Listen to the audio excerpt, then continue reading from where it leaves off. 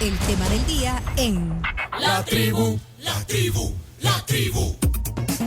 Hoy en el tema del día, invitado especial Héctor Lindo Fuentes. Él es historiador, es miembro de la Academia Salvadoreña de la Historia. Es profesor emérito de la Universidad de Fordham en Nueva York. Tiene un doctorado en Historia en la Universidad de Chicago. Ha sido docente también en la UCA y también en algunas universidades de Estados Unidos. Fíjate, en la Universidad de Illinois, en Urbana-Champaign, en la Universidad de California, en Santa Bárbara, y en la Universidad de Fordham también. Wow. Y aquí me puedo pasar varios minutos leyendo el currículum de Héctor, y yo le agradezco mucho que esté con nosotros. Buenos días, Héctor, gracias por estar en la tribu. Es un gusto para mí, gracias por la invitación. Varios temas que hoy queremos conversar. Yo lo sigo atentamente en Twitter también. Me alegra que comparta sus opiniones y su conocimiento en Twitter. Creo que se siente cómodo en esa plataforma, Héctor. Bueno, más que opiniones, yo lo que trato de compartir es un poco de contexto histórico. Es ayudar a la gente a pensar de una forma histórica. La historia importa. Realmente la historia son los ladrillos con los que se construye el presente. Y si no tenemos una idea de cómo llegamos a donde estamos, pues estamos perdidos. Entonces, mi objetivo en Twitter es más que todo compartir contexto. Sí. Y presento siempre las fuentes de donde hablo. Sí. Porque también es otra cosa. La gente puede decir cualquier cosa, pero hay que mostrar que uno ha hecho su trabajo y que se basa en algo para decir lo que dice. Entonces yo no le doy conclusiones al público, sino que le muestro elementos del pasado para incluir en la forma en que piensa sobre el presente. Ese es todo mi objetivo realmente. Y tienes razón, Héctor, porque sí, al final los que nos formamos opinión basado en conocer la historia somos nosotros. Y cada quien puede estar de acuerdo o no, pero creo que informándose uno tiene un mejor panorama. Exactamente. Sí. La gente puede llegar a diferentes conclusiones, pero lo importante es partir de una base documental, partir de una base sólida para formular opiniones. Así que le agradezco por ese aporte, porque bueno, ya me lo reafirma usted cuál es su objetivo, ¿ya? Compartir y compartir el conocimiento. Sí. Y como docente que ha sido de varios lugares, pues obviamente debe ser una pasión también para alguien que se documenta tanto como usted, Héctor. Sí, realmente es algo que pues le he dedicado mi vida, ¿no? Por algo es, y ahora que estoy jubilado pues tengo más tiempo para estar leyendo periódicos viejos, estar investigando en mi base de datos. Pues es una forma de contribuir, pero también porque me interesa, porque es algo que me apasiona. Sí, y de hecho... O sea que es un placer hacerlo. Bueno, y ahora en la radio y en las plataformas digitales, y hay muchos jóvenes también que oyen que tienen que conocer de la historia. Y bueno, nosotros nos incluimos, vea, Chino, también. Hay que sí. conocer, hay que aprender. Y vos cuando hagas tu examen, cuando te hagas salvadoreño, tenés que... Sí. Tengo que estar preparadísimo para no fallar en ninguna respuesta. Sí. Y aprovecho para hacerle, la promoción a la cuenta de Twitter, es @Héctor_L_F, si quieres seguir la cuenta de Héctor. Pero hablando de esto, ¿debe la historia entonces contextualizarse con la realidad que se vive? ¿En qué ayuda a entender los hechos, los sucesos del pasado? Hay aquella frase que creo que debe cobrar vida aquí, que aplica que el pueblo que olvida su historia está condenado a repetirla. Pero entonces ayuda a entender lo actual, la realidad que se vive, conocer la historia. Más que ayuda, yo creo que es indispensable. Es que no podemos hablar de nosotros mismos sin hablar de nuestra familia, sin hablar dónde nos educamos. Ya ve que usted, al tratar de explicar quién era yo, explicó parte de mi trayectoria de vida, dónde estudié, los sitios donde he trabajado. Pues es lo mismo con los países. Cada país tiene su trayectoria, tiene sus antecedentes que explican cómo ha llegado a ser lo que es. Entonces, no es que ayude a entenderlo, es indispensable, es estructural para pensar sobre el presente, tener una cierta idea de cómo llegamos a donde estamos, porque no vamos a poder seguir construyendo sin saber cómo están los cimientos.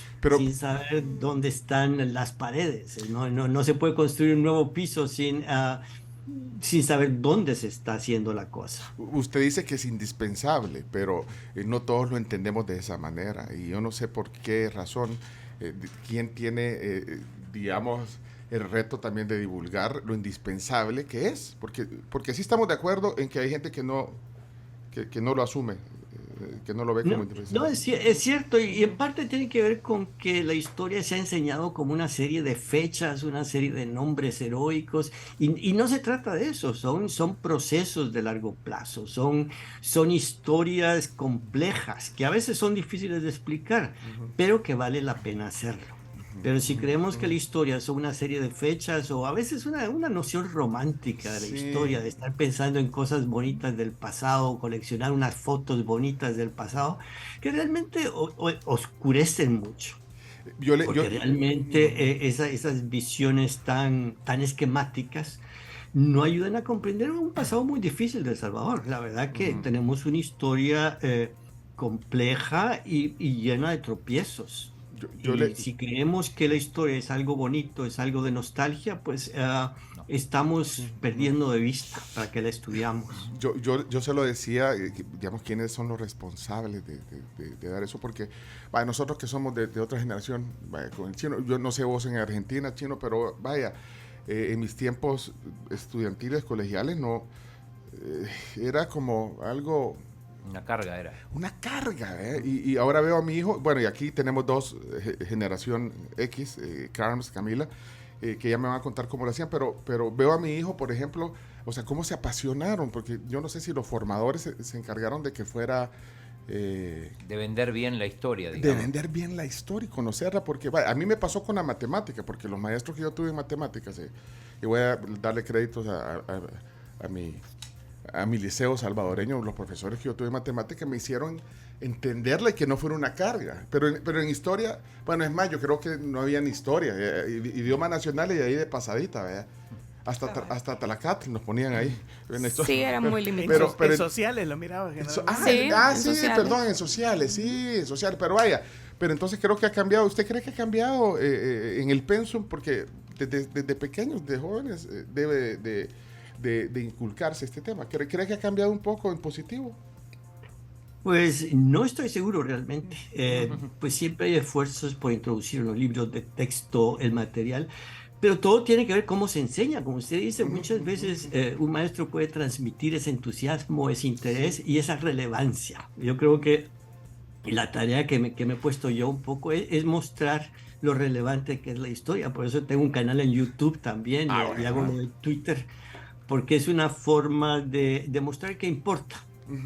Pero sí, yo no creo además que sea solo cuestión de la escuela. También es cuestión de los programas de radio como el suyo. Y es cuestión de los periódicos. Y es cuestión de que en la discusión política se tome en cuenta de dónde venimos, que todo es muy presentista. Y yo creo que es un error y nos lleva a cometer más errores. Porque no es solo cuestión de los errores del momento, sino que son los errores que se continúan cometiendo. ¿Cuáles cree usted que son los principales problemas históricos que hereda El Salvador desde la estructura de su fundación como Estado en el siglo XIX y que explican de alguna forma la situación actual? Bueno, a partir también de algunas conclusiones de su libro Weak Foundations. ¿Cree que hay problemas históricos heredados? Sí, hay problemas históricos recurrentes y que tienen mucho que ver también con el problema del crecimiento económico. Le voy a dar un ejemplo que es algo que discuten mucho los teóricos. Es el papel de la seguridad jurídica en el crecimiento económico. Historiadores y economistas coinciden en que la seguridad jurídica y el Estado de Derecho son elementos claves para que prospere la economía por muchos motivos, en parte porque facilita la toma de decisiones. Ahora nosotros estamos en un país donde el Estado de Derecho no necesariamente se ha respetado uniformemente a través del tiempo. Se han hecho cambios de leyes arbitrarios, se respetan las leyes, se respetan las constituciones, se pasan por la borda las normas. Y eso es algo que hemos visto pues desde que comenzó la República. Durante el siglo XIX, numerosos golpes de Estado, cambios arbitrarios a la Constitución. En el siglo XX, dictaduras, esfuerzos de reelección violando la Constitución. Todo esto crea una inseguridad jurídica que tiene un efecto muy negativo sobre las inversiones. Ese es un ejemplo. Otro ejemplo más es el propósito de la cosa pública. El pensar, como se ha pensado a veces, que si se toma en cuenta simplemente el crecimiento económico y la situación económica de las clases altas, eso va a redundar directamente en beneficio de la gran mayoría de la población. Pues no ha sido así. Hay que tener en cuenta la importancia de, por ejemplo, la educación de la gran mayoría de la población. La mejor política económica que puede haber es darle educación a la gran mayoría de la población, educación de calidad. Y no solo darle educación, sino que darle una educación que luego se pueda usar para avanzar económicamente. Pero cuando usted tiene, por ejemplo, sistemas políticos en que para avanzar económicamente lo más importante es ser miembro de un partido oficial, tener amigos en el gobierno, usar vínculos familiares, entonces la educación tiene mucho menos valor. Entonces, eso me regresa a este tema de la importancia de las instituciones del Estado de Derecho, que permiten que haya una verdadera meritocracia, que la gente sepa que lo que hace va a redundar en su propio beneficio. Interesante, vea que la relación del Estado de Derecho y la institución o la institucionalidad con el crecimiento económico, pero a veces no se hace esa relación directa, pero bueno, entonces hay que ver, ahí está, ver las fuentes, la historia, los ejercicios que se han hecho en el pasado. Entonces, ahí podríamos concluir de que estamos sin avanzar. Digo, porque dice Héctor, vaya, que debería ser la principal política pública la educación, pero es que eso que usted está diciendo, ¿desde cuándo no lo oímos? La educación tiene que ser el pilar, la educación, pero como que se sabe, pero no tiene que ver con la ejecución de esto, Héctor. Sí, y además es un compromiso que tiene que ser continuo. No es algo que pueda depender de un partido o de otro, ese debe ser un compromiso nacional. Es más, es algo que deberíamos de exigir todos los salvadoreños. Parte del problema no está solamente en lo que hacen las autoridades, sino también lo que exige la población. Y yo creo que ahí también hay mucho trabajo por andar, mucho trabajo por hacer, en una mejor metáfora, porque no siempre los salvadoreños exigimos ese Estado de Derecho, exigimos esa seguridad jurídica, tenemos ese compromiso con las instituciones democráticas y castigamos a quienes no cumplan con su compromiso de respetar la institucionalidad democrática. Entonces, ciertamente yo tengo mis quejas con la élite gobernante de todos los periodos, de todos los tiempos, pero también creo que hay que concientizar a la mayoría de la población que realmente no hay que buscar soluciones momentáneas a problemas urgentes, sino que hay que tener compromisos de largo plazo, plazo con las cosas que realmente funcionan. Y de las cosas que realmente funcionan es tener ese compromiso con la institucionalidad democrática y con el Estado de Derecho. Y le voy a dar un ejemplo. A la hora de tomar decisiones serias, graves, de problemas complejos, pues es muy importante que la sociedad lo discuta y que lo discuta en base a información fidedigna. Entonces, la transparencia de los órganos del Estado es crucial. Y la creación de espacios donde pueda haber un debate y en que no se castiguen las opiniones contradictorias, es decir, donde haya un debate abierto, respetuoso, que permita evaluar todas las aristas de problemas complejos y evitar cometer grandes errores. Y a lo largo del siglo XX y a lo largo del siglo XXI tenemos numerosos ejemplos de decisiones precipitadas que luego tienen efectos contraproducentes. Perdón, ¿y dónde debería generarse ese debate? En programas como el suyo, por ejemplo, y en los periódicos, a todo nivel. Hay discusiones a nivel escolar, en las escuelas, en las iglesias. Es decir, el, el- el pensar que todo va a depender de las instituciones del Estado y que podemos así totalmente delegar la responsabilidad de construir una democracia a un grupo pequeño de personas, pues no es realista. Yo creo que deberíamos de avanzar en promover este tipo de ideas. Y si ve usted los países que han tenido bastante éxito en esto. eh, para dar ejemplos latinoamericanos, está Uruguay o está Costa Rica. Las poblaciones están muy orgullosas de su sistema político y son muy defensoras de su sistema político. Actualmente, por ejemplo, en Costa Rica, y me voy a meter quizá en Mm, temas actuales ujú, ujú, ujú, y un poco políticos, ujú. pero hablando con mis amigos en Costa Rica, con colegas históricos, me dicen que ciertamente el presidente de Costa Rica ahora se salta normas, pero la población le impone límites y la institucionalidad jurídica le impone límites. Entonces, cuando se dan estos casos de que algún político se quiera saltar la normativa, a la población también le corresponde y a la institucionalidad también le corresponde exigir seguir por el camino que ha tenido tantos frutos positivos para la comunidad Y aquí no política. pasa eso, Héctor. Pues yo creo que no. Yo creo que hay tendencias autoritarias en la cultura salvadoreña, nostalgias de dictadores, por ejemplo, que yo pues no entiendo, pero están basados también en una mala comprensión de la historia.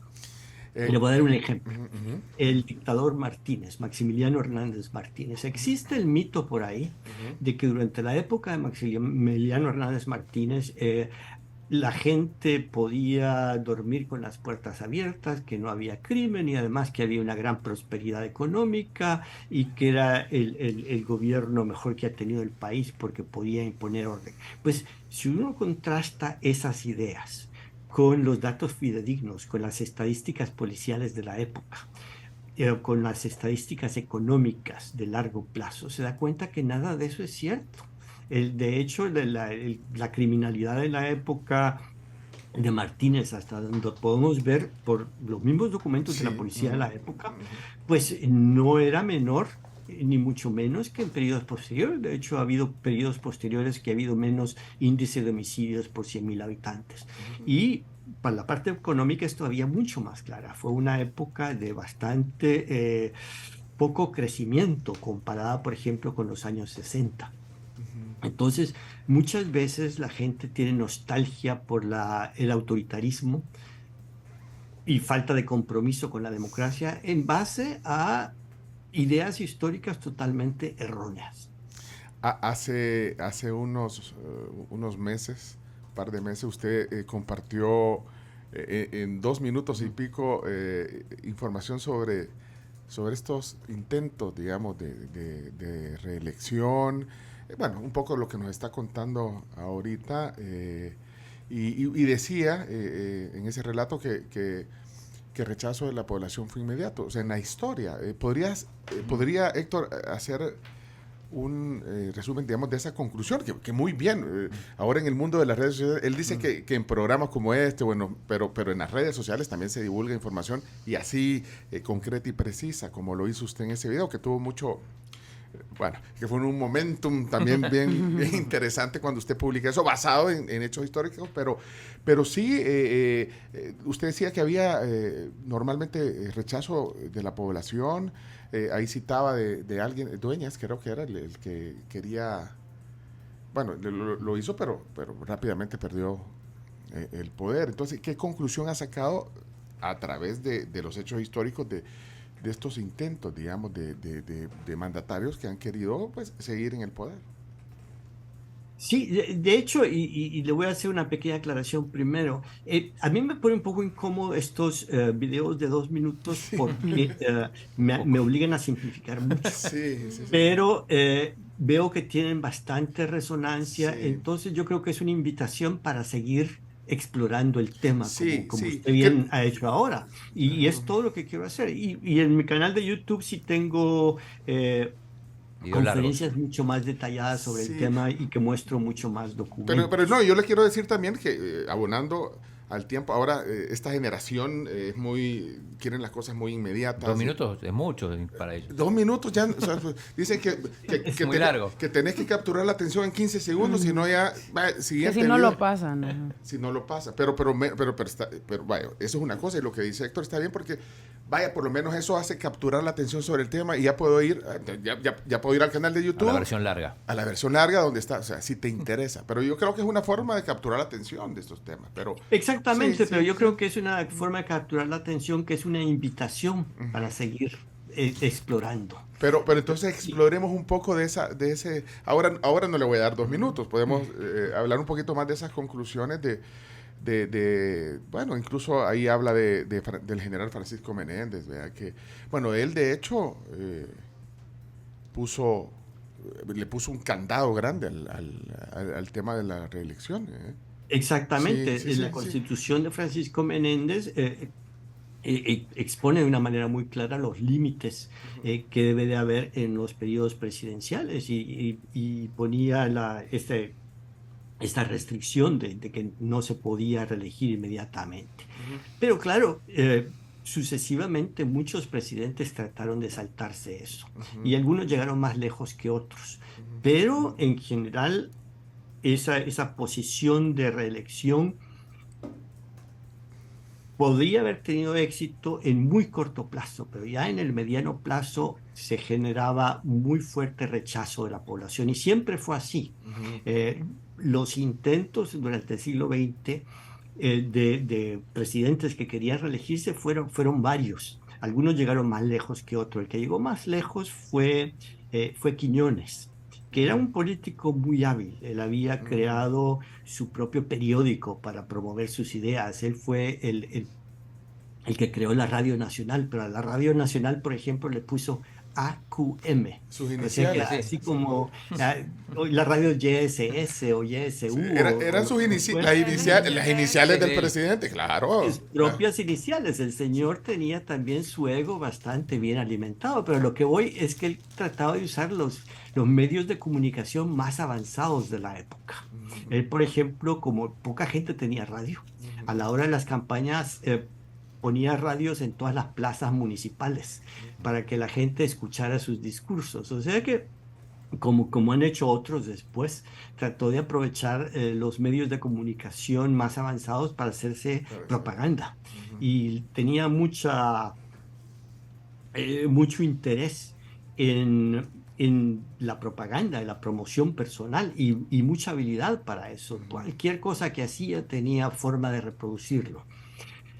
Y él trató de reelegirse y hasta el último momento la gente creía que se iba a reelegir, pero por las circunstancias del periodo, Estados Unidos tenía mucho poder sobre Centroamérica, porque estamos hablando pues, de la época en que el Canal de Panamá era crucial para Estados Unidos y todo el vecindario del Canal de Panamá se veía como un área de influencia.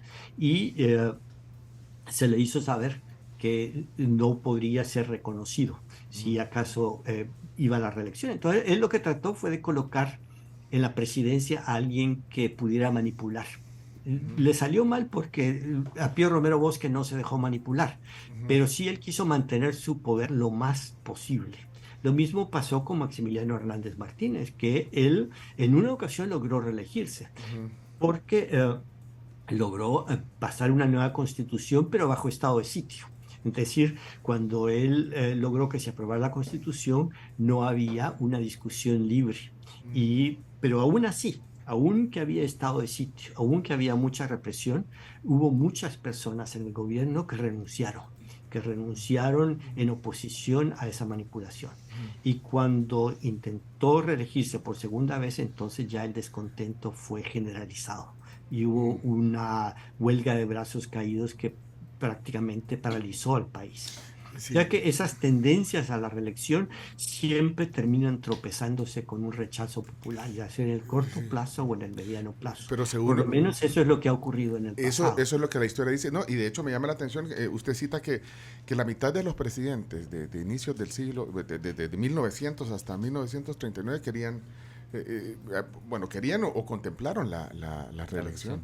Entonces, eso también es no sé, es un deseo cuando llegas al poder de seguir. Sí, efectivamente, sí, es que el problema es que el poder es intoxicante. La gente quiere continuar con el poder, están rodeados de gente que les dice que sí a todas las ocurrencias de la persona con poder. Pues es bonito, tienen respeto o por lo menos apariencia de respeto para dónde van. Entonces, hay mucha gente que le resulta difícil. Es por eso que todas las constituciones ponen límites Pero, al poder. pero mire, si lo traspolamos, bueno, estamos hablando ahorita de la historia de nuestro país, pero si lo traspolamos a Centroamérica, a América Latina, bueno, a Europa, a Estados Unidos, bueno, de hecho Estados Unidos está bien claro, bueno, te puedes reelegir una vez. Pero eso es una característica, según su conocimiento de nuestros países, o es algo que esa tentación que dice el chino del poder y que les gusta, es algo generalizado, digamos. No, es totalmente generalizado, es algo de la naturaleza humana realmente. Esa famosa frase de que el poder corrompe y el poder absoluto corrompe absolutamente es de un inglés, Lord Acton. Pero es por eso entonces que se han desarrollado sistemas políticos que tratan de poner el límite al poder de cualquier gobernante. Ya no tenemos reyes, sino que tenemos sistemas políticos basados en constituciones que ponen las reglas del juego. La idea de la separación de tres poderes del Estado que sirven de contrapeso los unos a los otros es en parte para limitar el poder de cualquier unidad del Estado y particularmente del Ejecutivo. Y también la idea de elecciones recurrentes es toda una forma de que haya un sistema de rendir cuentas y que la gente que no se haya desempeñado bien, que se la pueda sacar del trabajo. Entonces es por eso que es tan importante tener un compromiso con la Constitución. Es tan importante que la población exija que esas reglas del juego que impone la Constitución, que busca imponer límites a que nadie tenga un excesivo poder, que se cumplan. Héctor, hablabas de casos pasados de intentos de reelección o de reelecciones que se habían conseguido. ¿En qué momento se empieza a resquebrajar esa relación? Porque en principio quien logra una reelección es porque tiene el apoyo popular, pero ¿cómo se pierde eso? Bueno, es que los apoyos populares manufacturados son frágiles y con frecuencia esos apoyos populares tan grandes son producto en parte de manipulación de la información. Para darle el ejemplo de Maximiliano Hernández Martínez. Maximiliano Hernández Martínez tenía un fuerte sistema de control de la prensa, tenía un fuerte sistema de publicidad y además una manipulación de miedos, que es algo que usan mucho los gobernantes para reforzar su apoyo. Maximiliano Hernández Martínez, al principio de su periodo en el poder, enfrentó el levantamiento de los pueblos de Occidente. Y eso causó mucho miedo en la población de San Salvador, sobre todo de las élites, la amenaza comunista que se empezó a explotar. Y ya cuando el Partido Comunista estaba totalmente devastado, desperdigado y todo, él seguía hablando del peligro comunista. Habían pasado 10 años de la masacre de 1932, porque además la represión en ese periodo fue horrorosa, pero él seguía hablando del peligro. Y eso hace mucho los gobiernos, aquí en El Salvador y en todas partes, manipular miedos, tratar de mantener a la población atemorizada, decir, solamente nosotros podemos controlar esa amenaza. Y entonces es una forma de manufacturar apoyo. Pero siempre llega un momento en que esos apoyos manufacturados se desploman, se desbaratan. Mire, Héctor, pero digamos, poniéndonos, hay que ver la historia, y eso lo hablamos al principio, y hay que conocerla para entender algunas cosas, pero vaya, si hay algo que está bien, digamos, lo quiero poner de esa forma, está bien vaya, en el caso nuestro, el apoyo popular del presidente es grande y eso está ahí en los números, en la gente. Entonces la gente quiere seguir, digamos, en esa situación. Entonces, no podría, a pesar de que la historia dice otras cosas, ser algo positivo de alguna manera, porque la gente sí lo ve. Hablábamos al principio de esta generación también de jóvenes que muy inmediata, creo que, no sé, hablan del neuromarketing y un montón de cosas, pero entonces eso puede hacer que la gente se sienta bien y que le dé validez. Le dé validez Es que el compromiso no debe ser con personas, debe ser con principios y con políticas. Sí, digamos que la gente quiere ver ciertas políticas que tengan continuidad. La oportunidad es en elegir a políticos que prometan darle continuidad a esas políticas. Entonces, eso de personalizarlo todo es muy peligroso porque el compromiso tiene que ser con instituciones, con principios de gobierno, con programas de gobierno que han sido debatidos, que tienen sostenibilidad. Entonces, si hay popularidad por ciertas políticas, por ciertas formas de hacer las cosas, pues se debe darle la oportunidad al pueblo para que vote por esas políticas. Pero el personalizarlo todo, el creer que solo un individuo puede hacer algo, indica la fragilidad que tiene ese tipo de política. Si es una política sólida, si es una política sostenible, no debe depender de un individuo. Debe depender del apoyo popular, debe depender de estructuras políticas sostenibles que saquen adelante esas políticas. Entonces, para mí ese argumento es bastante débil de la popularidad de un individuo como que es lo único que va a garantizar la persistencia de políticas que puedan tener un efecto positivo. Además, es importante pensar a la hora de políticas que sean sostenibles. Un político debería de pensar en esto. Yo no sé si lo analizan los políticos. Quiero hablar en general de los políticos, de muchos políticos o gente que está en el poder en América Latina y en nuestro país, por supuesto, también, que si analizan todo esto, ven la historia, ven, miren lo que ha pasado, o es espontáneo, o es eso que da, ese no sé qué que da el poder, o lo sabrán. Pues mire, a veces creen que no los va a afectar, pero los afecta. Esa vulnerabilidad al atractivo del poder, a la intoxicación del poder, eso está en todos los seres humanos. Y uno se debe de examinar a sí mismo de cuántas veces ha caído ante la alabanza, el halago, la admiración. Pues es muy fácil que eso le guste a uno y que uno le quiera dar continuidad. Entonces hay que tener madurez. Y muchas veces la gente que busca la prominencia política termina en burbujas de gente que los alaba, de gente que dice que todo lo que deciden es correcto. Y no sé, si yo a veces leo las redes sociales, usted sabe que Sí, estoy activo en sí, Twitter, sí. y veo a veces respuestas de la población a políticos que son hasta humillantes de su servilismo, de alabanzas totalmente desmedidas, que no dejan de parecerme desagradables. Sí. Héctor, entonces, como hemos mencionado, digamos, esa década de los 40, ¿podría decirnos qué ha cambiado históricamente en la gente de los 40, de los años 40 al presente? Bueno, una de las cosas que ha cambiado muchísimo es la forma de comunicación. Esta presencia de las redes sociales donde la comunicación se mueve tan rápidamente y además tan sin filtros, que Sí, cualquiera puede decir cualquier cosa pero, y se le da credibilidad a cualquier cosa. pero, Y por otro lado, también ha habido cambios positivos.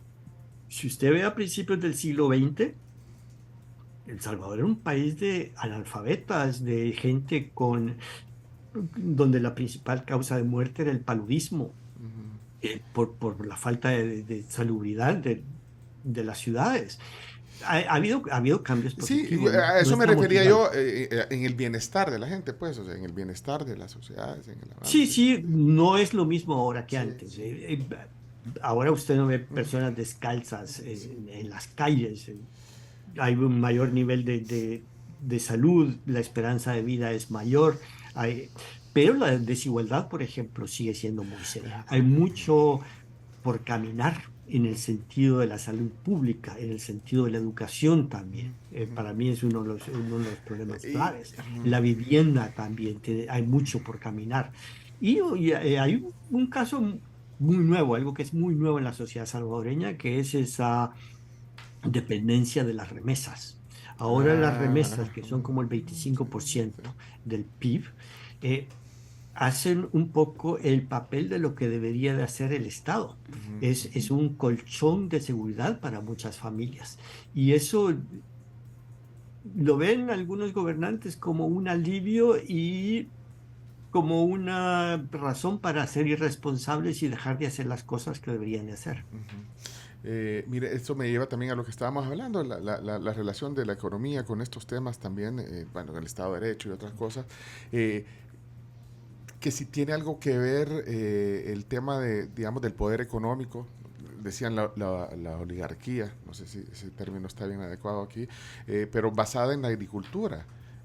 Y si eso ha sido parte del problema en el bienestar económico, es decir, bueno, primero era el añil, después, no sé, el algodón, el café, Azúcar. el azúcar, ahora el azúcar, toda esa, digamos, eh, Pues mire, actividad económica basada en esto, en la agricultura, en lo agrícola. mire, ahí hay un contraejemplo claro, Ujú, que es el de Costa Rica. ujú, Costa Rica tenía teóricamente la misma base económica que El Salvador, se desarrolló también a base de la apicultura, ujú, con una diferencia tremenda, ujú, que es que se basaba en la pequeña propiedad. Entonces el poder estaba mucho más ujú, distribuido. Entonces ujú, eso ujú, los obligaba ujú, a hacer más compromisos unos grupos con ujú, los otros. ujú. Y eventualmente, estoy simplificando Sí, sí, tremendamente esto, sí, sí, sí. lleva a un sistema político más acostumbrado al compromiso, más acostumbrado a respetar reglas. Ujú, Entonces, no solamente el hecho de cuál es la actividad económica, sino que cómo se lleva a cabo la actividad económica. Por ejemplo, en El Salvador y en Guatemala, ujú, cuando empezó el café y también en la época del añil, había sistemas de trabajo en que a la gente se le obligaba a trabajar, los mandamientos, por ujú, ejemplo, en ujú, Guatemala. Y eso llevó a la creación de estructuras estatales para imponer la obligación de trabajar de parte del Estado. ujú, Entonces se crea una relación entre los que mandan y los que obedecen. ujú, La obligación del Estado era hacer cumplir las reglas para que avanzara el cultivo del café y forzar a la gente a trabajar. Entonces eso creó una dinámica muy diferente. Pero estas tremendas desigualdades de gente ujú, que por su poder económico también es víctima de la seducción del poder, eso lo vemos ahora. Mire, ujú, y para dar un ejemplo muy contemporáneo, Elon Musk, ujú, una ujú. persona pues con tremendo éxito Sí, económico, pero que muchas veces empieza a opinar sobre todo. Él cree que sabe de todo, porque esa arrogancia que da el ujú, poder económico y eso de estar rodeado de gente que le dice a uno que todo lo que hace y piensa es correcto, pues, hace perder perspectiva. sí. Entonces, es esa seducción del poder también va con el poder económico. El poder económico que por eso le decía, pero si eso cambió, porque es que hasta había un dicho, ustedes no deben de haber escuchado eso, niñas, de las 14 familias, ¿vea? Que eran las que Cómo tenían, no. digamos, Sí. Cómo no, el poder, que eran el po- familias no por eso, entonces, caficultoras y todo. empresariales, grupos que tenían el poder.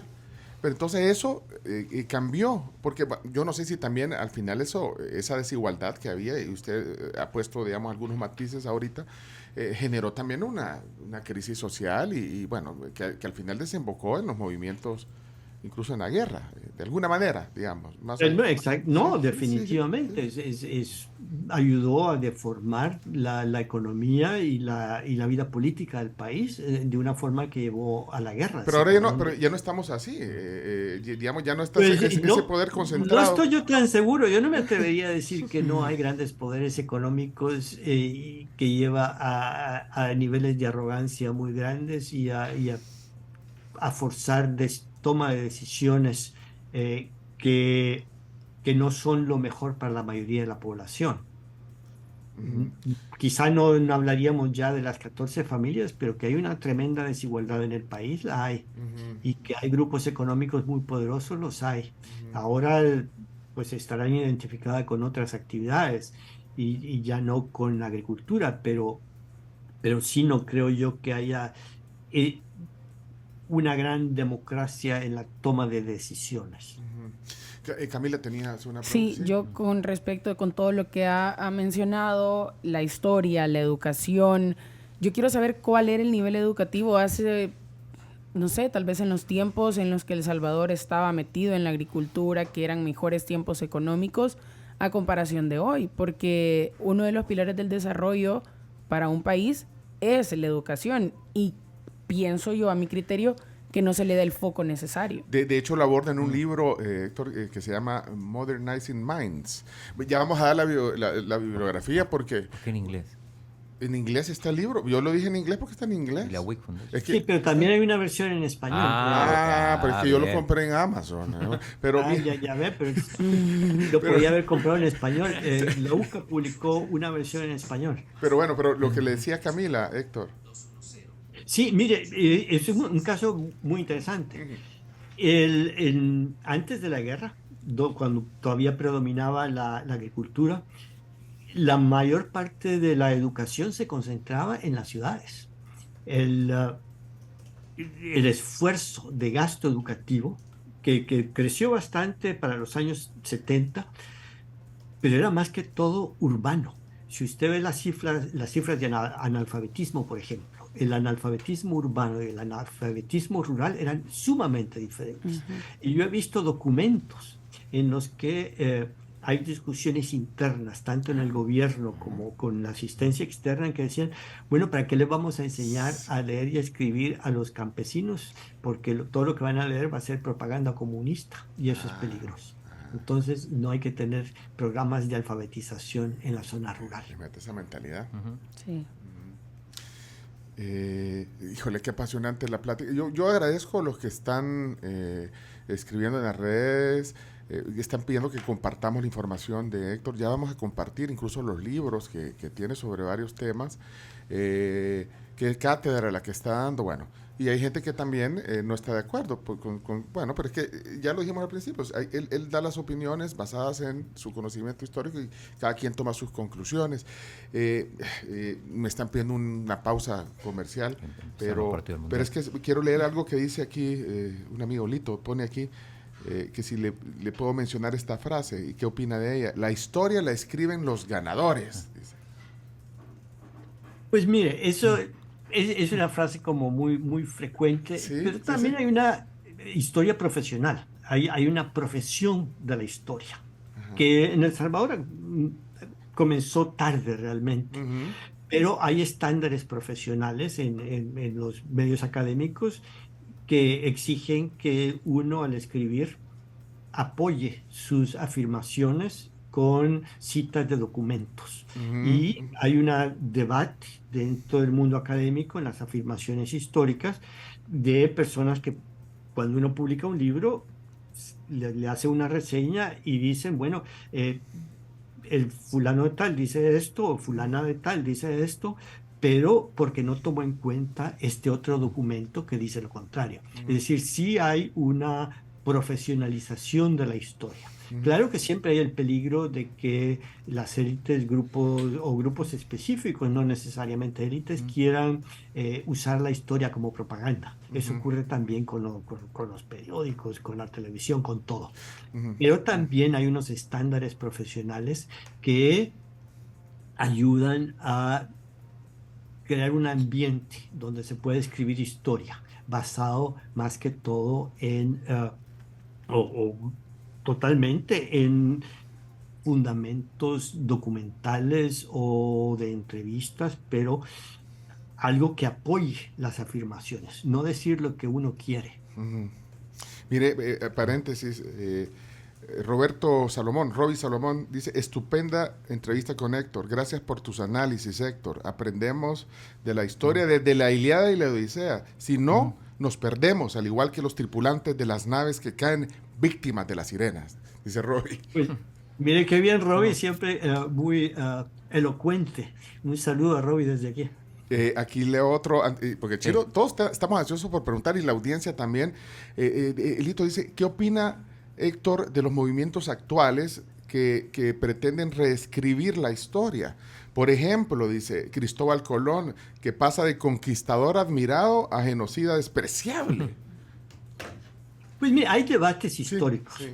pero lo importante es que cuando se tenga un debate histórico, se fundamente en algo. No es solo cuestión de opiniones o de pasiones del momento, de ser políticamente correcto. Pero, claro que puede haber desacuerdos y yo no tengo ningún problema con que haya gente que esté en desacuerdo conmigo, pero siempre y cuando sea en base a una investigación seria. Y ese Lo ejemplo que no puede ser es que uno esté en desacuerdo porque alguien dice lo que le da la gana o porque alguien dice lo que le dijo su abuelita. ¿Y ese ejemplo de Cristóbal Colón? Pues es una discusión válida porque además la gente tiene luces y sombras. Cristóbal Colón pues fue una persona de su época, en esa época donde había, por ejemplo, masacres en toda Europa. Las guerras de religión durante esa época fue una época de gran crueldad. Y también llega él a encontrarse con poblaciones indígenas y su comportamiento puede ser muy cruel, como muchos de los conquistadores tuvieron comportamientos sumamente crueles y de ningún respeto por las poblaciones. O sea que las virtudes que él puede haber tenido como navegante tienen que ser sopesadas también con sus actuaciones en el campo. O sea, es eso de endiosar a la gente o convertirlas en monstruos totales, no es algo con lo que yo esté totalmente de acuerdo, porque los seres humanos tienen luces y sombras, algunos peores que otros, y eso es cierto. Pero el análisis se tiene que hacer en base a una investigación profunda. Igual, un caso reciente, cuando se quiere, digamos, desacreditar, lo voy a poner entre comillas, el hecho histórico de la firma de los acuerdos de paz, porque bueno, el mismo presidente y algunos políticos han dicho que eso no hay nada que celebrar. Entonces, hace 25, 30 años eso era el suceso histórico. Sí, no, exactamente, cuando dijo eso el presidente en el Mozote. Yo escribí una carta y conseguí que académicos de todo el mundo la firmaran protestando por esa afirmación que me pareció totalmente irresponsable.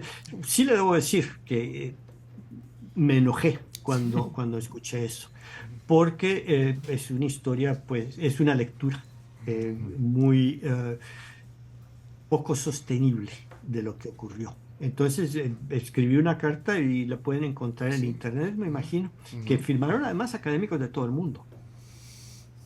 Pero ese mensaje queda, digamos, usted dice que hay gente que dice lo que oye, o repite lo que oye, y les queda ese mensaje. Sí, los acuerdos de paz no sirvieron para nada, eso no hay nada que... es más, quitémoslo de los libros de texto. O sea, lo digo un poco en broma y en serio, pero queda ese mensaje. Sí, de los acuerdos de paz. Definitivamente, por eso es que lo que tiene que haber una reacción de la sociedad, de decir nosotros queremos saber nuestra historia, nos importa saber cuál es nuestra historia, porque es indispensable para seguir adelante. Una de mis misiones es crear esa conciencia de que a todos nos corresponde ser críticos y pensar críticamente. Ahí les compartí la carta de Héctor. La compartiste, Chivo. Sí. Tenemos que... Yo no sé si todavía tiene... Porque quisiera leer algunos comentarios de la gente, son valiosos. La gente quiere... están preguntando los nombres de los libros y todo, pero tenés una rapidita. Sí, tenía que ver un poco con lo que decía Lito y con lo que hablaba Héctor. La pregunta es si está bien contada la historia de El Salvador o o lo que tenemos son versiones sesgadas? Pues mire, hay gente muy profesional que escribe sobre historia de El Salvador, pero generalmente sobre temas concretos. Es muy difícil tener una historia general de El Salvador o de cualquier país, porque eso se hace después de que hay mucho trabajo sobre los diferentes periodos, sobre diferentes acontecimientos. Pero hay buenos libros de historia y hay otros menos buenos. Pero no quisiera aquí Menos buenos o menos precisos. porque entonces me voy a pelear con algunos de mis colegas. Pero no, en general, ahora hay una generación de historiadores en El Salvador, mujeres y hombres que escriben trabajos de muy buena calidad. Mire, un militar me dijo un día, y ya me están regañando, ya vamos a ir al corte, pero un militar me dijo, un militar que fue actor, digamos, en la guerra, un día me dijo, hemos fallado porque la historia de la guerra está mejor contada desde el punto de vista de la izquierda, digamos, de escritores o historiadores que obviamente pueden ser valiosas sus opiniones, pero que estaba mejor contada de ese lado y que dejaban mal parados, digamos, a los militares. Eso me lo dijo el militar. Y le digo, ¿usted por qué no lo escribió?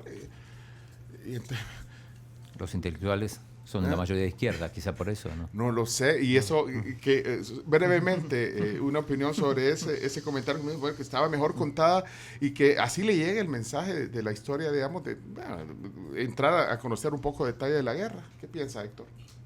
Pues mire, yo lo que pienso que para mí, a la hora de juzgar un libro, la pregunta no es si es de izquierdas o derechas. La pregunta es si está bien fundamentada y está bien argumentada o no. Y si el resultado suena de izquierdas o suena de derechas, es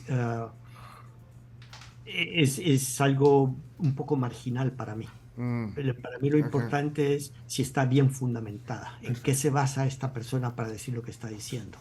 Pero ¿qué libros encuentra más? Digamos, si usted quiere bibliografía sobre la historia de la guerra en El Salvador, vamos a buscar qué encuentra más. O sea, yo estoy de acuerdo, tiene que estar bien fundamentado, tiene que ser lo menos sesgado, un relato o un libro, pero ¿qué hay más disponibilidad? Si uno quiero conocer la historia de la guerra en El Salvador, la guerra civil, ¿a dónde está? Radio Venceremos. ¿Qué hay más? Sí. ¿Qué hay más? Lo que le voy a decir que sí, es difícil encontrar libros bien fundamentados sobre la historia de El Salvador que glorifiquen la masacre del Mozote, por ejemplo. Ocurrieron cosas tremendas en la historia de El Salvador, cosas indefensibles en la historia de El Salvador que no se puede negar. Héctor, vamos a un corte. No sé, tiene que hacer algo, porque los partidos ya empezaron, pero o no está viendo el Mundial. Sí, ya nadie nos va a escuchar. Va ganando Marruecos. No, ¿cómo no? Y no lo interrumpimos. Mirá. No, la gente tiene su teléfono con el partido y está escuchando.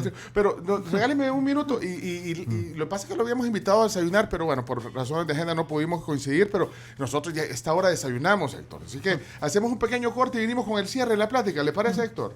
Adelante. Gracias. Y para los que agarraron tarde la transmisión, hoy estamos conversando sobre un poco de historia con el historiador salvadoreño Héctor Lindo Fuentes. Ya leí parte de su currículum. Bueno, de hecho es miembro de la Academia Salvadoreña de la Historia. Regresamos rapidito con el cierre de la plática. Si tienen una pregunta, nos avisan. ¿Qué pasó, Chico? Marruecos le va ganando 1-0 a Canadá en 12, gol de Sichet. Y en 12 también Croacia y Bélgica en un partido muy, muy vibrante de ida y vuelta, 0-0. A mí los partidos que me interesan hoy son los de la 1. Son los del mediodía. Ahorita lo que me interesa es la plática con Héctor. Pero está bueno que nos actualices. Ya regresamos luego de la pausa. ¿Tienen comentario breve, pregunta breve? Aprovechemos la pausa para hacerla. Ya regresamos.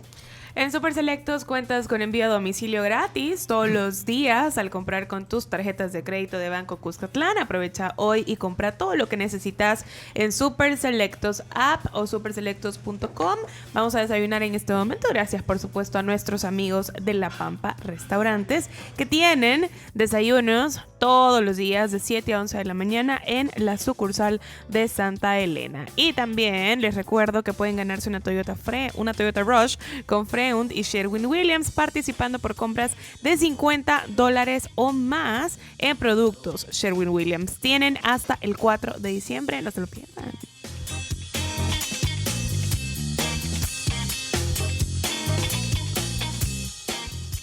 Somos la tribu FM. Me gusta lo que veo cuando visito Foodem. Eres Foodem. Son las 9 de la mañana, 13 minutos, 9:13. En Foodem cuidamos tus ojos. Recuerda nuestros horarios de temporada. Sucursales Plaza Mundo Soyapango y Plaza Mundo Apopa, abierto de lunes a sábado de 9 de la mañana a 6 de la tarde y domingo de 11 de la mañana a 3 de la tarde. Y en Flor Blanca, Soyapango, Escalón, Merliot, Lourdes, Santa Ana, Sonsonate y San Miguel, de lunes a sábado de 8 de la mañana a 5 de la tarde. Te esperamos. Señorita, ¿me puede regalar mi almuerzo? Si una Fresh hace que tu garganta se amargue, no es Fresh. Mejor prueba el nuevo Petit Fresh. Una bebida con jugo de naranja y un delicioso sabor que sí te refresca. Para animarte, nunca amargarte y sentir que este sí es Fresh. Nuevo Petit Fresh. Es refrescante, es naranja, es Petit. Pruébalo ya. Contigo tenés todo para disfrutar de todos los partidos de Qatar en tu smartphone con tu app Tigo Sports. Cómpralo en mi Tigo app por solo $4. El mejor fútbol en la red más grande. Tigo, pásate ya. Ver condiciones en tigo.com.sb. Se acerca la mejor época para regalar con las canastas de Global Alimentos. Este año te ofrecemos nuevas variedades en cajas navideñas reutilizables con marcas reconocidas y de excelente calidad al alcance de todos. Desde $6.99 hasta $26.99 y con envío gratis. ¿Qué esperas? Busca ya el regalo para tu empresa, familiares y amigos. Llámanos al 2319-1745 o chatea con nosotros al 7746-8631. Restricciones aplican. Hola vecino, qué ruido, ¿verdad? Sí, es en la casa de Martita. Están remodelando para alquilarla. Ella aprovechó el beneficio del anticipo de saldo de su ahorro de pensión. ¡Ah, qué bueno! Si solicitas el anticipo de saldo del ahorro de tu pensión, hazlo para construir tus metas de futuro. Participa en los eventos de orientación en nuestros canales digitales. Encuentra toda la información sobre los requisitos en www.crecer.com.sb. Pensar en tu futuro te hace crecer. Crecer es ahorro. Inversión. AFP. Todos tenemos a alguien a quien darle las gracias, al que se encarga de hacer del árbol algo especial, a quien nos ayuda a escoger los mejores regalos o al que nos acompaña en la fecha más bonita del año. Por eso no esperemos hasta Navidad y pongamos las gracias sobre la mesa todos los días, con el sabor de la línea navideña. Regresa. Hola, te saludan los Tigres del Norte. Ya está cerrada, soy descarado, que voy a llorar cuando te vayas. Los Tigres del Norte en El Salvador. Domingo 18 de diciembre. Todos los caminos conducen al Estadio Cuscatlán. Boletos a la venta en smartticket.com. Para más información visita lareuniontour.com. En este Black Friday, obtén los mejores descuentos en las tiendas Paylist. Ven y elige la promoción que prefieras. Compra 2 y llévate el tercero gratis. Y obtén un 50% de descuento en el segundo artículo de igual o menor valor. Promoción válida hasta el 5 de diciembre. Para un empanizado tierno y suavecito por dentro y crujiente y delicioso por fuera, prueba con empanizador criollo de Rico Brand. Alimentos Rico Brand, donde la palabra es calidad. Ponle mente a tus finanzas. Protege tu información financiera al evitar transportar información de tus cuentas en dispositivos de almacenamiento extraíbles o memorias USB, en el caso de un robo o extravío. Piensa financieramente con Banco Agrícola.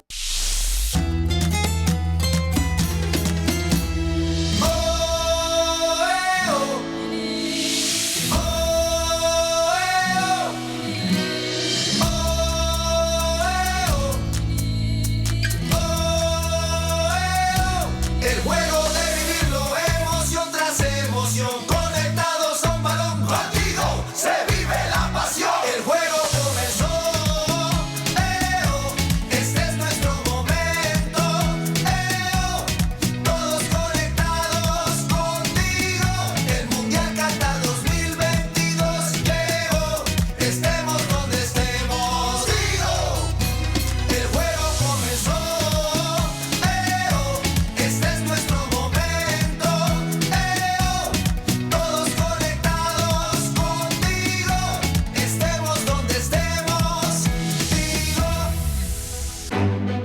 Ahora, como en todo momento, nuestra prioridad es respaldarte.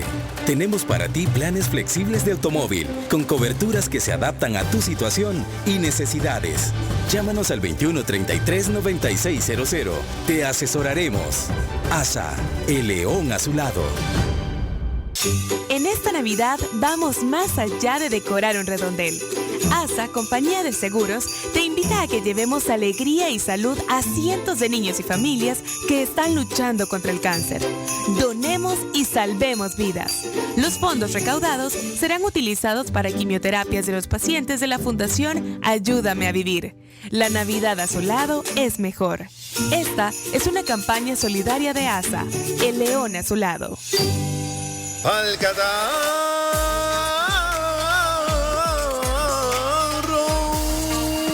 para la tos, para el dolor, para la motosera, para todos los síntomas de la gripe. Para la gripe, efectivo. Consulta a tu médico, lee las indicaciones en el empaque.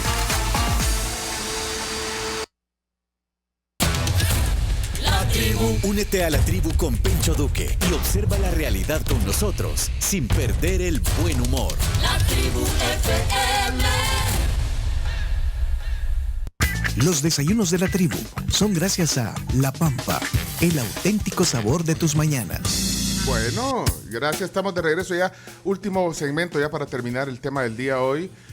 Carmen, ¿se iba a decirme algo antes? Sí, que tomemos una pequeñita pausa en nuestro día y disfrutemos de una rica taza de café nuestro, ideal para poder disfrutar la plática de hoy con Héctor Lindo, que se ha puesto tan interesante.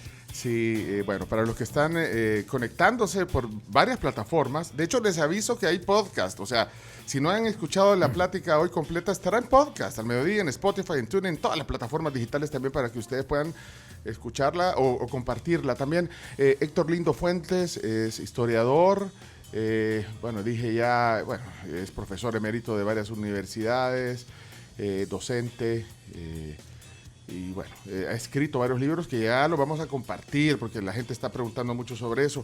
Héctor, solo para ir terminando, sí es importante, obviamente la radio también acerca mucho, o sea, yo por eso digo que la radio no se muere, porque a pesar de que tenemos tantos medios alternativos en las redes sociales, la forma también en que los más jóvenes se informan, la radio tiene esa cercanía, ese contacto, por eso somos una tribu y la gente quiere ser parte de esto y por eso que quiero poner algunos mensajes de la gente, Héctor, para darles participación también, así que voy a poner algunos antes de cerrar.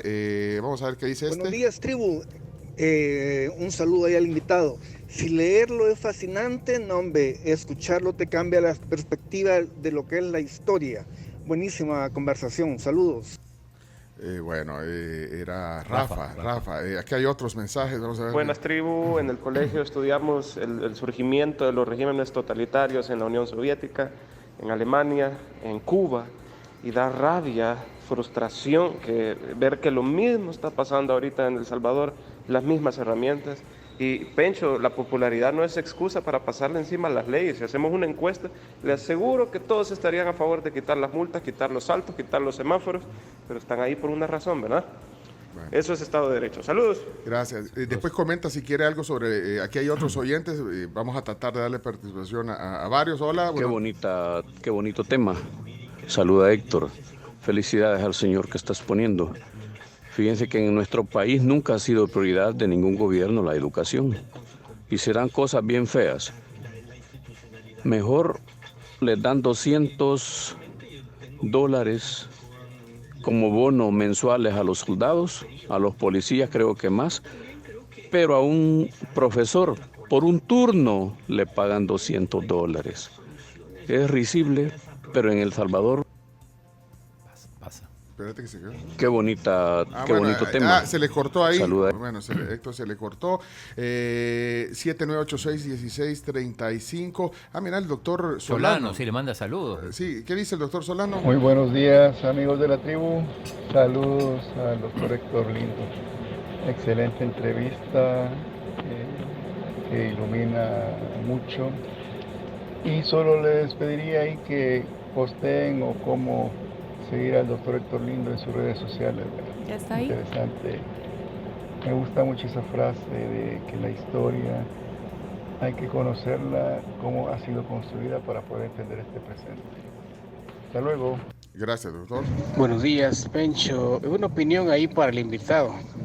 Miren, para mí la historia solo sirve para conocer el pasado, pero la historia no nos puede gobernar el presente. Cada tiempo tiene su historia. Estamos viviendo un tiempo diferente, no estamos en la ignorancia del pasado.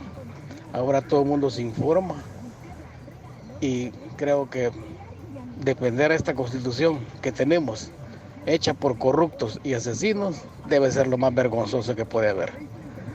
En cuanto a lo que firman los acuerdos de paz, estoy de acuerdo. No hay nada que celebrar.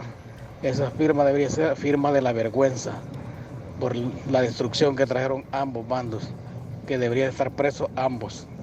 Firma de la vergüenza, no hay nada que celebrar. Buen día, cuídense. Gracias, José. Jorge. Gracias, don Héctor, por esa clase que acaba de dar usted ahorita aquí al aire. Nunca lo había escuchado, solo había leído por ahí un par de artículos suyos o algo suyo, pero qué honor escuchar lo que piensa y cómo lo expone don Héctor. Excelente, de veras, de verdad, gracias, repito, por la clase que acaba de dar, por la cátedra que acaba de darle a bastante gente que la necesita. Saludos, un gran abrazo y bendiciones. Muy buenos días, la tribu, definitivamente un muy buen invitado. Preguntarle al profesional don Héctor Lindo si él recomienda algún libro en particular que nos pueda servir como introducción a la historia de El Salvador. Bueno, ahí hay algunos comentarios, hay otros, pero por tiempo, bueno, ¿algún comentario, algunas opiniones de nuestros oyentes, Héctor? Bueno, el principal comentario es que me alegro que haya puesto una versión crítica para evitar que se me suba la cabeza. No. Eso de... pero ¿sabe que los ponemos? De hecho, lo voy a mostrar porque estamos en la cámara. Los ponemos como vienen. Ahí están. De hecho, ahí me han quedado algunos en verde que ya los voy a tratar de poner. Pero bueno, son las opiniones de la gente, Héctor. Pero, no, sí, yo agradezco mucho realmente. Son debates que valen la pena y pues agradezco mucho a la gente que ha sido positiva. Pero pues sí, hay que escuchar todas las voces. Así es. Quiero ver, bueno, aquí me están reclamando y el mío, ¿por qué no lo ponen? Va, Gino, pongamos Ponelo. Si todavía hay negacionistas de que la Tierra es redonda, ¿cómo no vamos a tener negacionistas de la historia? Pero no hay salvación con la historia, no se puede huir. O aprendemos o la repetimos.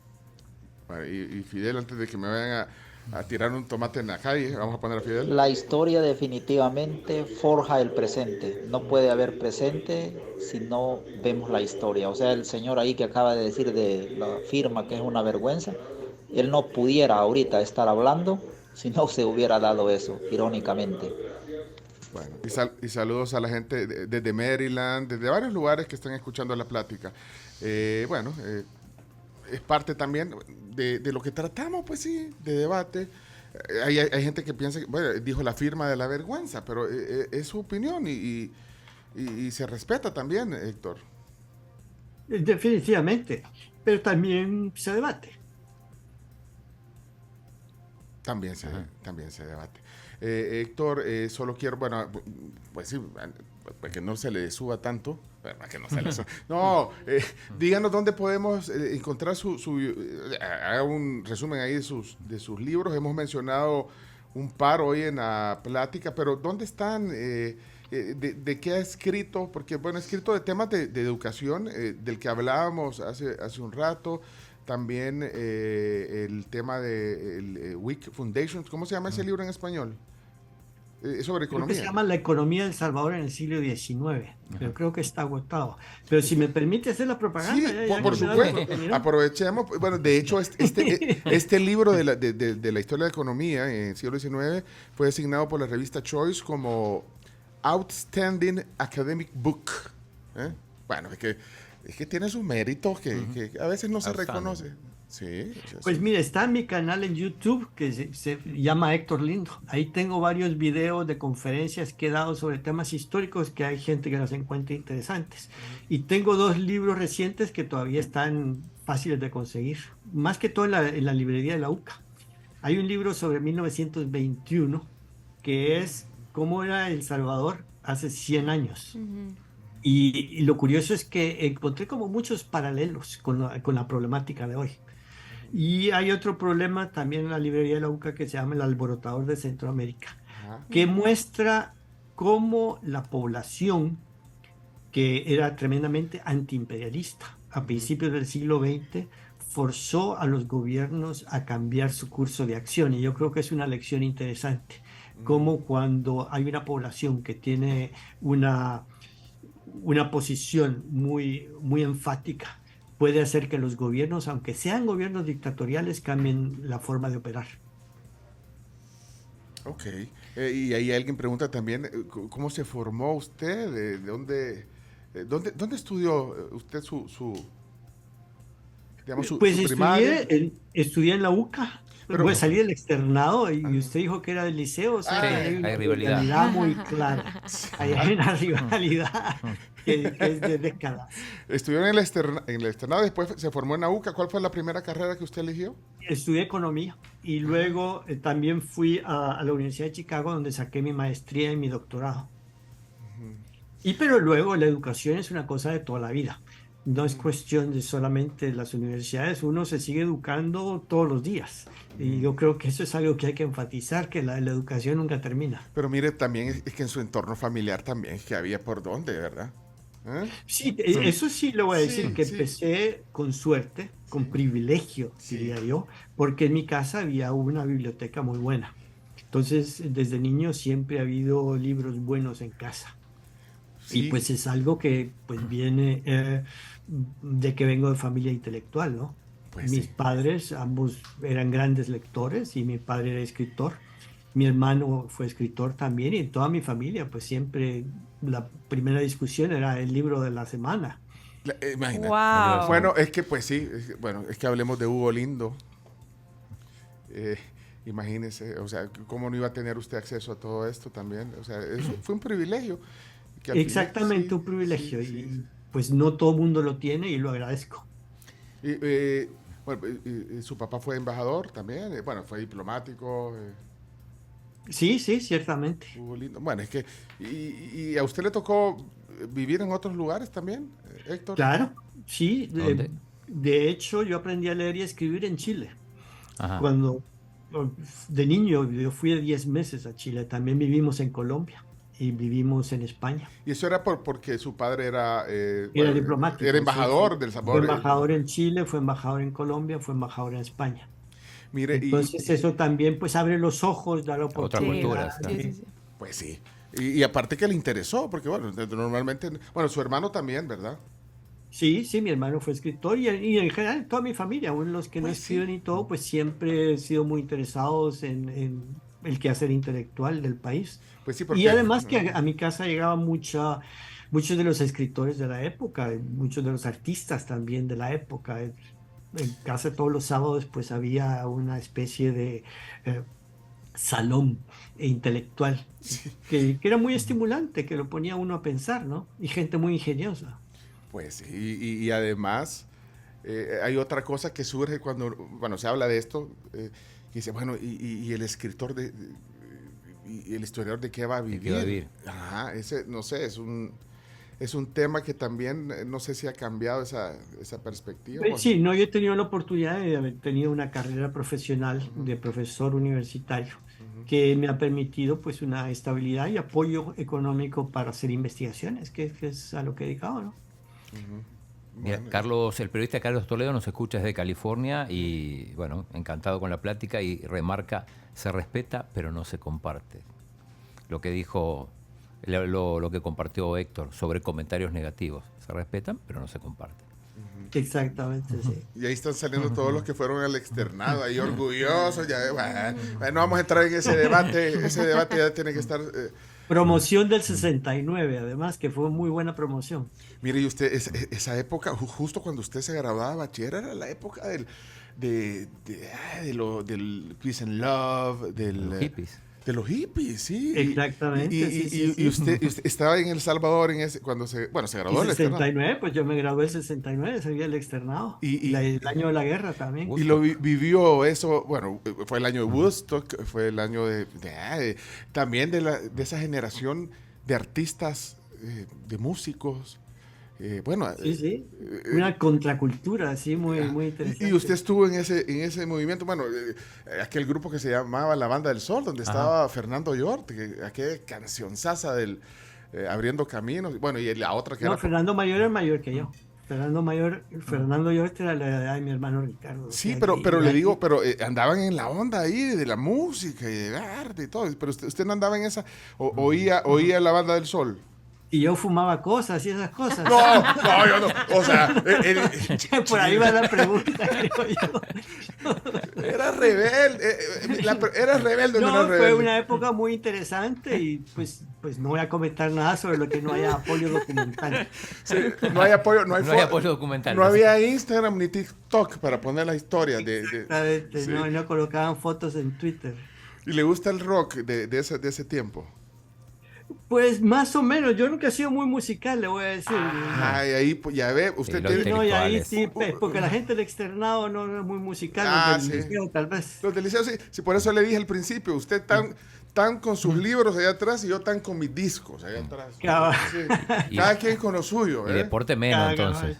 Y deportes menos, Héctor. ¿Y por qué lo etiquetaron? Deportes menos, pero eso es cuestión de familia. Mi papá era muy antideporte, no sé por qué, eso sí fue una...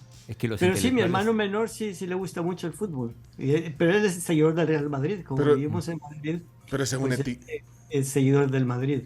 Sí, pero vos lo querés etiquetar. Es que no, hay una etiqueta de los intelectuales que no les gusta el deporte. O sea, ¿sí? Y no es muy precisa, la verdad. Sí. Tengo muchos colegas que son muy gustosos del deporte, pero yo tiendo a inclinarme por todo lo que sea aburrido. Si es aburrido, Mil gracias, de verdad, por la plática, Héctor. Ojalá un día pueda venir a desayunar con nosotros. Hoy estamos, usando la tecnología de la mejor manera, por supuesto. Yo siento como que si estamos frente a frente, pero ojalá un día nos veamos aquí y sigamos hablando de estos temas. Oye, y disculpas a los oyentes que les dejé ahí los mensajes. Voy a poner este último de Alexander para terminar. Hola, buenos días, la tribu. Felicidades por tan excelente invitado. Es sumamente necesario conocer nuestra historia. Una pregunta para él. Tal vez nos puede ayudar a ilustrar con algún tipo de información o literatura que tenga relación con la música. Ahí está. Hay muy poca información sobre la música. Yo colecto, discos, vinilos y otros formatos. Ese de lo mío, mira, ese de lo mío. Música nacional. Y es difícil encontrar raíces, ¿verdad? ¿Qué es lo que realmente nos identifica? ¿Cuáles son las primeras agrupaciones? El tema de la cumbia, ¿cómo es que llegó la cumbia al país? Porque hay todo un tema de un rollo de falta de identidad. Entonces quisiera ver si nos ayuda.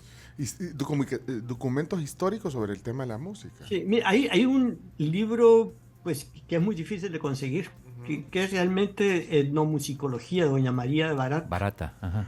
Que tiene datos muy interesantes sobre la música autóctona.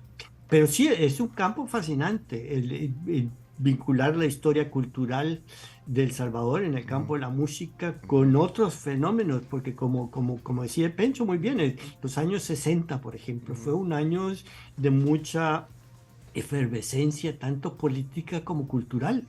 Fernando Llort, por ejemplo, los grupos de rock, el bachillerato en artes. Todo eso formaba parte de una forma de hacer las cosas que hay que comprender mejor, que nos ayuda a entender la problemática del periodo, que no todo es política, pero también hay expresiones culturales que están vinculados con las transformaciones sociales. Bueno, Héctor, gracias por el tiempo, de verdad, muy amable. Y ahí lo seguimos viendo en su Twitter. Síganlo, ahí comparte. Y en YouTube también el canal. Y el canal de YouTube. Gracias, Héctor, por esta más de una hora platicando con usted y nos veremos pronto. Yo me quedo con no lo había mostrado en la cámara, el disco. Ahora, esto es lo que yo aprecio. Estos son mis documentos. Es más, voy a poner uno aquí, pero no cabe en la computadora poner este. Ahí si tiene algún disco que le sobró por ahí me avisa, pues yo los colecciono. Gracias, Héctor. Hasta pronto. Con gusto. Hasta la próxima. Un gusto. Esta plática estará completa en unos minutos más en podcast a través de nuestras plataformas digitales, en Spotify, en TuneIn, Apple Podcast, Google Podcast, que es una plataforma excelente también. Y bueno, los que oyen los podcasts de la tribu y les salió hoy ahí en